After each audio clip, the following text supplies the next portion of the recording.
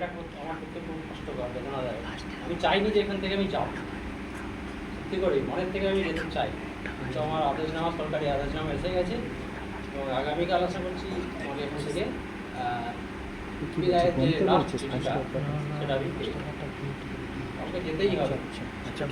তো তোমাদের উদ্দেশ্যে একটাই কথা বলি যে তোমাদের যে নিজের কাজটা তোমরা সবাই করবি, নিজের কর্মীদের যে কাজটা সেটা সঠিকভাবে বা একটু পরিষ্কারভাবে, কেয়ারফুলি এবং সিরিয়াসলি, এটা কথা সিরিয়াসলি এবং কেয়ারফুলি এই জিনিসটা মেনটেন করবে।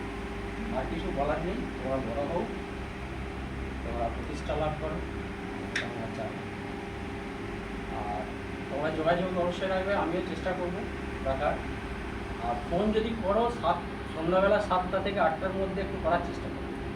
আমি ওই সময়টা আশা করি যে কোনো দিক থেকে একটা ফোন আসে, এটা আমার মানে ছোটোবেলার থেকে এটা আমার অভ্যাস, 7টা থেকে 8টা আমি ওটা খুব মানে নিজেকেও কমফোর্টেবল ফিল করি এবং বলার জন্য রেডি থাকি।